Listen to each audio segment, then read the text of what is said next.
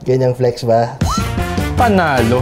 Perfect. Tirik mata levels na puto. Bitin ako sa isa. Pwede po bang mag-take out? So pa nga. Nagti-360 yung ano ko eh. Pupil ko eh. All you need para sa isang masarap na buhay is good food and good vibes. Ako mga tropang pusit, nagsama na naman po kami ni Masarap Ba for one last time para sa certified blockbuster na cooking at eating. Ngayong araw po, gagawa tayo ng isang Filipino dish na bibigyan natin ng Clara Olay Pasta Negra Sauce Twist. Ready na ba kayo? Ako po si Chef Wado at kasama ko si Masarap Ba. Ito ang Clara Olay Pasta Negra Cooking Show.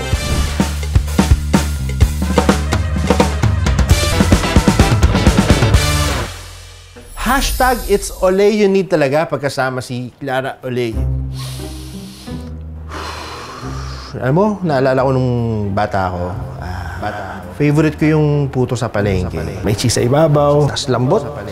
Tapos sa isip ko, mahirap siyang gawin kasi hindi naman kami usually gumagawa ng puto sa bahay. So parang pinanghinaan ko ng loob. Tapos natuto ako magluto. Na-realize ko na hindi naman pala siya ganun kahirap gawin. Kaya naman ngayong araw, samahan nyo kami ni Clara Olay. Gumawa ng puto dish at gagawa natin ng seafood plot twist. Samahan nyo kami gumawa ng seafood puto pao.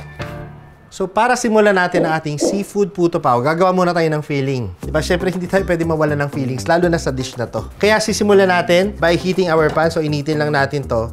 Yung seafood puto pao natin, mixed seafood yung ilalagay natin sa loob. So we're gonna have shrimp, crab sticks, tsaka pusit. So gagamit tayo ng oil. It's oil you need. Nailusot pa eh. So ngayon lalagyan na natin ng bawang yung ating mantika. Tapos maglalagay na tayo ng seafood natin. So simulan natin sa shrimp. Pusit.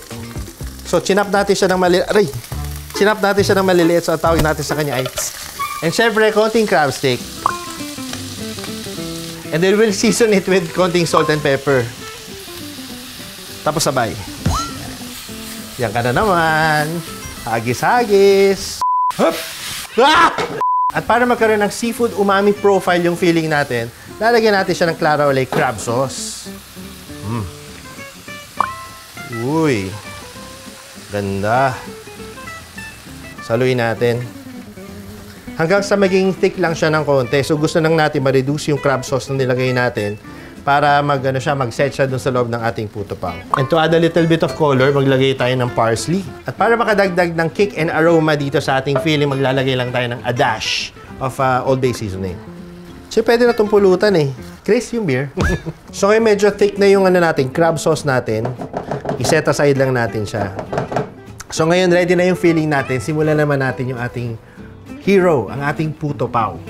So magsisimula tayo sa 2 cups of all-purpose flour. So yung iba gumagamit sila ng half rice flour, half all-purpose flour para medyo pa rin siya, mas malagkit.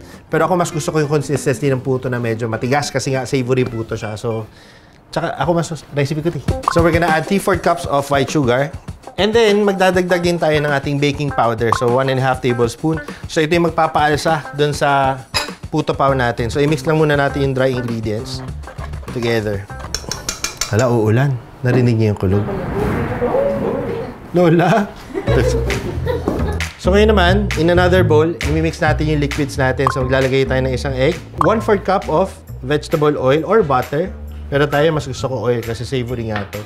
And then maglalagay tayo ng 1 pack of Clara Olay Pasta Negra Sauce. Haluin lang natin siya. So ngayon, na-mix na natin yung wet ingredients natin. I-incorporate na natin yung mga dry ingredients. So yung mga flour natin, slowly, lalagay na natin sila. Lagay tayo ng konting water. So yan. So kailangan lang medyo loose yung batter natin. Yan na. So mga ganitong consistency yung gusto natin. Isa pa.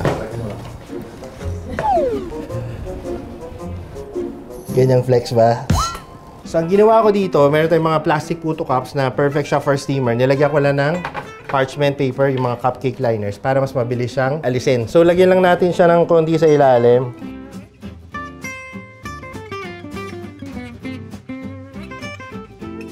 So ngayon, lalagay na natin yung seafood filling na ginawa natin kanina. So per cup, siguro lagyan natin mga 1 tablespoon. So kaya sabi ko, importante na medyo thick yung sauce natin, ma-reduce natin siya para hindi mag-bleed or magtubig yung puto natin, di ba? So ngayon nalagay na natin yung filling, pupunain na natin siya ng ating puto pao batter. So make sure na hindi kita yung yung seafood para talagang covered na covered siya. Isi-steam natin yung puto natin for around 8 to 10 minutes. Tapos,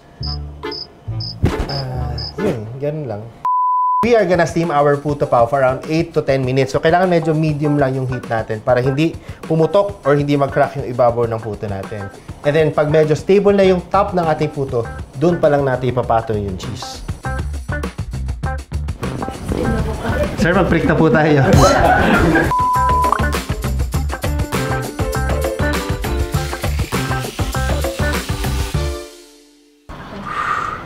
Yun, no? So, nakita natin kaya natin late nilagay yung cheese para mag-melt siya evenly doon sa ibabaw. So, mga tropang pusit, paunalo kaya yung seafood puto pao na ginawa natin. Ganda nung consistency at umusok-usok pa.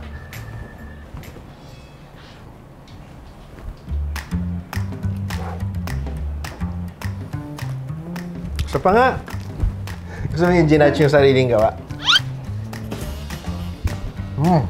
Para sa akin, masarap ang seafood puto pao. Ano naman kaya ang tingin ng ating masarap pa council?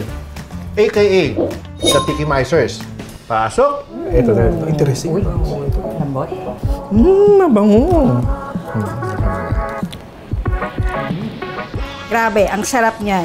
This is not a usual puto for me kasi yung mga natikman ko like sa mga binondo na puto, parang mas level up to. Ang delish niya, yummy, tasteful. Lahat-lahat na pwede mong i-describe sa puto na to, andito. So, perfect. Ang sarap. Hindi ko ina-expect na magbabaga yung squid ink sa puto pao. And napaka-creamy niya. Ang ganda ng texture, umami, ang ganda ng blend ng mga seafood that they included inside. Yung cheese, bumagay din, panalo. It's so giving positive vibes. Usually, ang mga natitikman ko, pork asado or sisig, pero this one is surprisingly masarap. And syempre, dahil din sa ating secret weapon, ang pasta negra sauce ng Clara Ole. And even yung kulay niya, wow, black na black. Sobrang nakakatuwa siya. Very enticing, melts in your mouth. Bitin ako sa isa. Pwede po bang mag-take out? Seryoso. For me, it's blockbuster sa sarap. Blockbuster sa sarap. Pag sinabi mong galing ko sa restaurant, maniniwala ako. This is something that I will eat kahit mangitim ang ngipin ko. Woo! For me, it's tirik mata levels na puto. So this one is of course Masarap Ba Certified Blockbuster sa sarap. Talaga namang paunalong panalo ang ating seafood puto pao. Thank you so much mga Tikimizers na nakitikim sa mga niluto natin ngayong araw na ito. Kaya naman mga katropang pusit, kung nakita nyo yung mga ginawa nating recipes from international cuisine, gumawa tayo ng mga ulam, mga pwedeng pambaon, pang negosyo, huwag kayong mag-atubili at gawin nyo to sa mga sarili nyong tahanan. Kasi naman nakita nyo how easy it is to do. Siyempre sa tulong ni Clara Ole, pasta negra sauce. Dahil sa Clara Ole, it's all you need, kaya huwag ka nang titingin sa iba.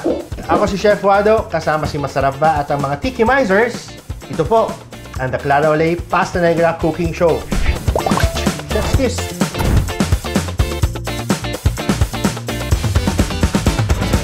Sarap! Audio naman eh! Kasalanan niya na nalalaglag. Uy! Ganyan ako magalit ah.